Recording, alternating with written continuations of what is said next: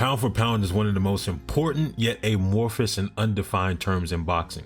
The basic idea is if I were to take this fighter, his attributes and skills, and proportionally scale them up or down to any weight class, they will be successful. So a smaller fighter, pound for pound, can be better than a bigger fighter because they demonstrate a level of dominance that the bigger fighter does not demonstrate in their respective weight class.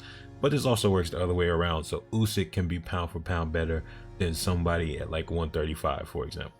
Okay, I mentioned the skills and attributes because I factor both of those in.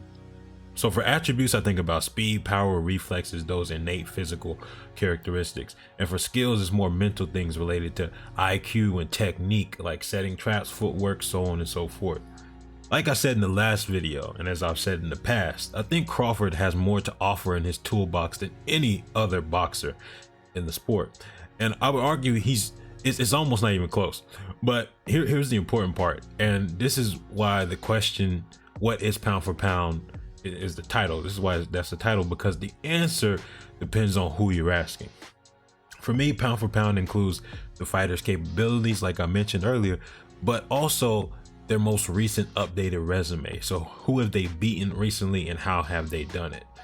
So the nature of my pound for pound list, first of all, it's never written like a lot of pound for pound lists, and second of all, it's constantly updating depending on the performances of the top guys. I also factor in the accumulation of the feats. So Crawford had one amazing performance that I thought was better than Inoue's performance against Fulton. So I think that's why I rated Crawford higher than Inoue. They both had great performances, but I was like, I think Spence is better than Fulton. So I rated him higher. He was number one, but that was a while ago. And Inoue accumulated on top of his resume with another dominant win over a unified champ, becoming undisputed. The most important criteria for a pound for pound list is internal consistency. A lot of times people's pound for pound list is who do I like or who do I think is the most skillful, which is fine, but it's hard to have conversations when people are speaking two different languages. So people have different criteria and subsequently have different lists.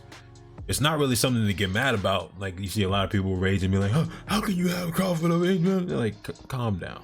It's everybody has their own separate opinion. As long as nobody's saying like Rolly Romero's number one, I think we don't have to kill each other. I value recency in my list, so that's what you'll see reflected, right? We might talk more about this in the future. Let me know your thoughts and who you rank high on your pound for pound list, stuff like that. Like, subscribe for more Fights and Science Immortality serum out.